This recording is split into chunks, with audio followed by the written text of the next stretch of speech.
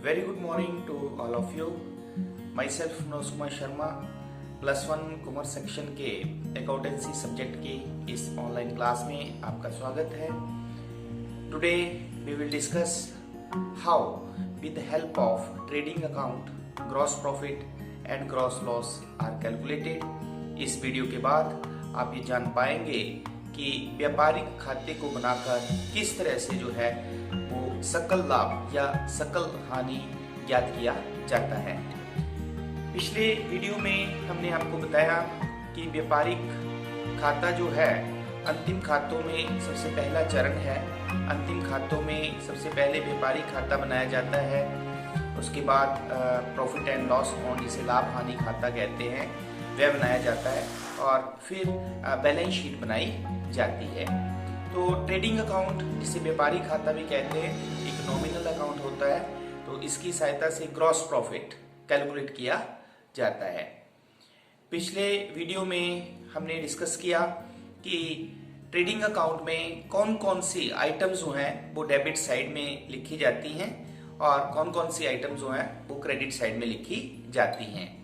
जिसमें हमने आपको बताया कि सबसे पहले ओपनिंग स्टॉक, फिर परचेजेस, फिर डायरेक्ट एक्सपेंसेस लिखे जाते हैं व्यापारिक खाते की डेबिट साइड में. और उसी तरह व्यापारिक खाते के क्रेडिट में सिर्फ दो ही आइटम्स हमारे पास आती हैं, जिनमें एक सेल्स होती है और दूसरा क्लोजिंग स्टॉक आता है. तो इम्पोर्टेंट थिंग जो ये है कि जब हम व्यापारिक खाता बनाते हैं तो उसके डेबिट साइड में जब हम डायरेक्ट एक्सपेंसेस लिखते हैं तो वो कौन कौन से एक्सपेंसेस होते हैं. तो उसमें हमने आपको बताया कि all those expenses which are spent on purchase of raw material and converting raw material into finished goods. तो वे सभी खर्चे जो कच्चे माल को खरीदने और कच्चे माल को पक्के माल में या निर्मित माल में बदलने के लिए किए जाते हैं, उन्हें हम डायरेक्ट एक्सपेंसेस कहते हैं. तो आज हम न्यूमेरिकल क्वेश्चंस की सहायता से जो है वो ये डिस्कस करेंगे कि किस तरह से जो है वो ग्रॉस प्रॉफिट और ग्रॉस लॉस जो है वो ट्रेडिंग अकाउंट की सहायता से कैलकुलेट किया जाता है. तो हमारे पास सबसे पहले पहला क्वेश्चन जो है, हम एक क्वेश्चन लेते हैं जिसमें आपके सामने ओपनिंग स्टॉक दिया है 3000, क्लोजिंग स्टॉक दिया है 8000, परचेजेस आपके पास दिया है 22,000, कैरेज आपके पास 500 है और सेल्स आपके पास 29,300 है. Then you have to prepare the trading account for the year ended 31 December 2010. तो सबसे पहले जब हम फॉर्मेट बनाते हैं तो ऊपर आप लिखेंगे trading account for the year ended 31 December 2010. क्योंकि ये एक टी फॉर्मेट होता है, मैंने आपको पहले बताया, it has T format. Clear? Left hand side debit side, right hand side credit side. तो फॉर्मेट मैंने कल भी आपको बताया था कि इसको आप याद कर सकते हैं पर्टिकुलर्स, अमाउंट, पर्टिकुलर्स और अमाउंट करके. क्लियर? तो ये हमारे पास फॉर्मेट बन गया ट्रेडिंग अकाउंट का. तो सबसे फर्स्ट आइटम तो मैंने आपको बताया कि सबसे पहली आइटम जो है हमारे पास वो क्या है. जैसे कि आपको दिया है ओपनिंग स्टॉक, तो सबसे पहले हम लिख लेंगे तो opening stock. This is the first item. How much it is? 3000. Second is to purchases. हमें दिया है टू परचेजेस, लेकिन मैंने परचेजेस में लिखने के पहले आपको बताया था कि परचेज रिटर्न अगर हो तो डिडक्ट कर लेंगे, लेकिन हमारे पास नहीं है. तो to purchases. Then we will find out the direct expenses. तो आप देखें हमारे पास डायरेक्ट एक्सपेंसेस जो है कैरेज, भाड़ा. तो रॉ मटेरियल को प्रोडक्शन प्लेस तक लाने के लिए जो गाड़ी भाड़ा दिया जाता है उसे हम कैरेज बोलते हैं. How much it is? 500. Clear? Then we have no more direct expenses. Then on the credit side we have only two items.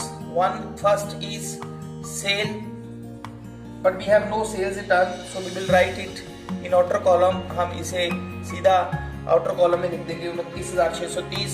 और second item we have by closing stock. How much it is 8,000। Okay, तो अब हम total कर देंगे। तो देखें हमारे पास credit side जो है वो ज्यादा लग रही है, तो इसलिए हम क्रेडिट साइड का पहले टोटल कर देंगे। तो इट इज 37,630। अब डेबिट साइड का टोटल आप रफ में कर सकते हैं, तीन ही आइटम्स है हमारे पास, तो 22,000 प्लस 3 25,500। ठीक है, तो 25,500 को आप 37,630 में से जब डिडक्ट कर देंगे, देन यू हैव 12,130। तो मैंने आपको पहले ही बताया, if the credit side is more than the debit side, it is gross profit. तो gross profit 12,130, both the sides आमने सामने हमारे पास इक्वल आ जाएंगी, 37,630। क्योंकि इस ग्रॉस प्रॉफिट को हम प्रॉफिट एंड लॉस अकाउंट में ट्रांसफर करते हैं, तो to profit and loss account. So इस क्वेश्चन में आपने देखा कि ट्रेडिंग अकाउंट हमने कैसे बनाया। सबसे फर्स्ट आइटम हमारे पास ओपनिंग स्टॉक होती है, then we have second is purchase. ठीक है, उसके बाद हम लिखते हैं डायरेक्ट एक्सपेंसेस। तो इस क्वेश्चन में हमारे पास one direct expenses that is carriage. Now in the credit side we have sale, ठीक है, 29,630 रुपए, और क्लोजिंग स्टॉक जो है हमारे पास कितना है, 8,000। ठीक है, फिर हम देख रहे हैं कि क्रेडिट साइड जो हमारे पास ज्यादा है, तो 29,630 plus 8,000 it is 37,630। Now debit side के आइटम्स का टोटल हम रफ में कर लेंगे, ये हो गया 25,500। तो जब हमने 25,500 को 37,630 से डिडक्ट किया, then we have the difference is gross profit, 12,130 हमारे पास ग्रॉस प्रॉफिट आ गया। क्लियर? देन इसी तरह हमारे पास सेकंड क्वेश्चन आपके पास दिया है, ओपनिंग स्टॉक 8,600, परचेजेस 30,500 दिया है आपको, डायरेक्ट एक्सपेंसेस 4,000 दिए हैं आपको, और इनडायरेक्ट एक्सपेंसेस आपके पास 5,000 दिए, और क्लोजिंग स्टॉक जो है वो आपके पास दिया गया है 9,000, then the sale is 50,000। So okay, again we will prepare the format of the trading account. It is a T format again. Then the left hand side is debit side and right hand side is credit side. Okay, format again we have particulars, amount, particulars and amount. So let me start this question also. So okay, on the first side हमारे पास सबसे पहली item, क्योंकि opening stock होती है तो आप लिख सकते हैं opening stock. How much it is? 8,600।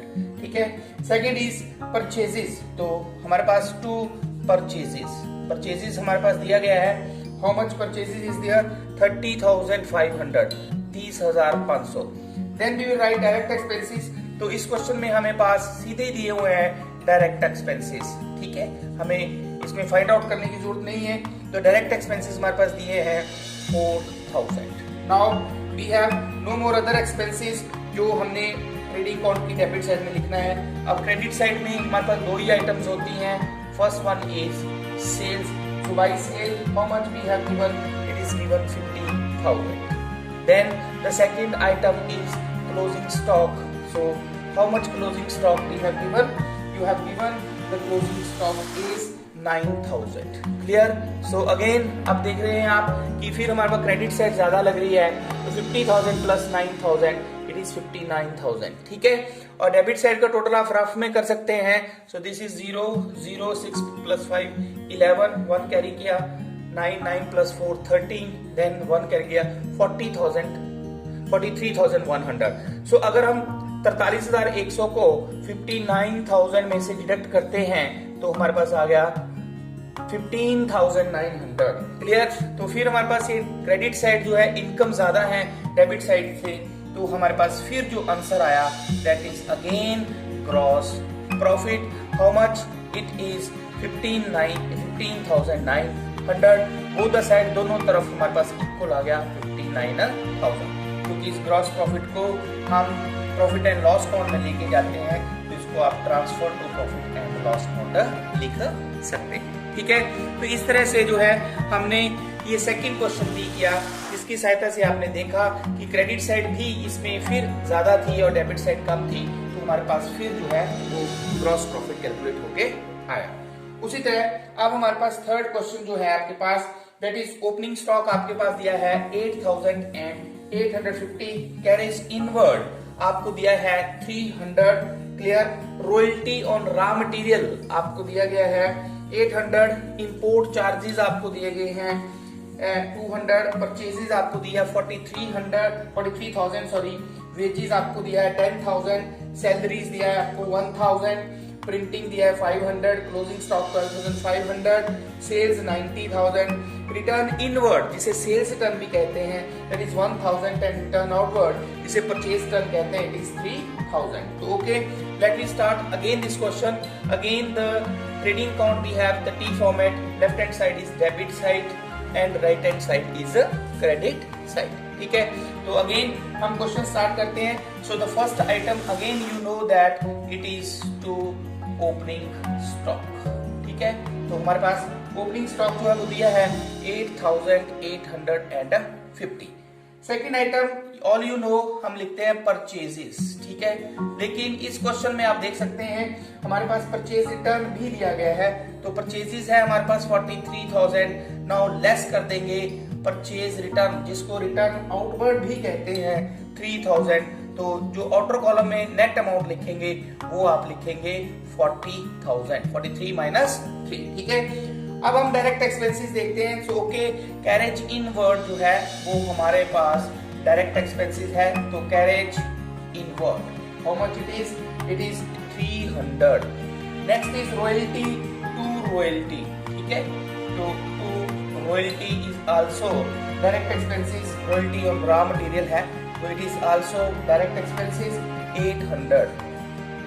Next is import charges to import charges, तो it is also direct expenses क्योंकि ये रॉ मटेरियल को खरीदने के लिए जो है दूसरे देशों से खरीदने के लिए दिए जा रहा है इंपोर्ट चार्जेस। ठीक है, then we have wages, wages also direct expenses. तो कारखाने में जब व्यक्ति कच्चे माल को निर्मित माल में बदलते हैं तो उनको जो मजदूरी दी जाती है उसे हम वेजेस कहते हैं, तो वेजेस हमारे पास है 10,000। Okay, then you have salary, salary जो है वो वेतन जो है वो ऑफिस में दिया जाता है इसलिए इसे डायरेक्ट एक्सपेंसेस नहीं माना जाता है। प्रिंटिंग जो है वो भी डायरेक्ट एक्सपेंसेस नहीं है। क्लोजिंग स्टॉक सेल्स, तो अब हमारे पास जो क्रेडिट साइड में आइटम आ गई बाई सेल्स, लेकिन इस क्वेश्चन में अगेन हमारे पास सेल्स रिटर्न भी दिया गया है तो हम उसको उसमें से लेस कर देंगे, लेस सेल्स रिटर्न।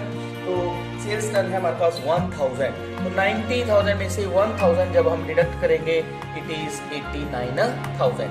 एंड और जो दूसरी आइटम हमारे पास इसकी क्रेडिट साइड में, ट्रेडिंग अकाउंट की क्रेडिट साइड में होती है दैट इज क्लोजिंग स्टॉक। तो क्लोजिंग स्टॉक जो है वो कितना है हमारे पास 12,500। ओके, तो अब आप फिर टोटल कर सकते हैं। तो अगेन टोटल वैसे आप देखें तो हमारे पास क्रेडिट साइड का ज्यादा लग रहा है टोटल। ठीक है, तो 89,000 plus 12,500 it is how much 1,01,500। और जो डेबिट साइड के आइटम्स एक्सपेंसेस हैं उनको टोटल आप रफ में कर सकते हैं, तो it is 0, then you have 5, 8 plus 2 10 plus 3 13, 13 plus 8 you have 21, 2 carry किए, 8 प्लस 2 10, 10, देन 1 कैरी किया, 4 प्लस 1 5, 5 प्लस 1 6, 60,160। तो अगर आप 60,150 को 1,01,500 में से डिडक्ट कर देंगे तो आप देख सकते हैं कि आपके पास जो है 4 - 1 3 1 10 - 6 4 41,350 जो है।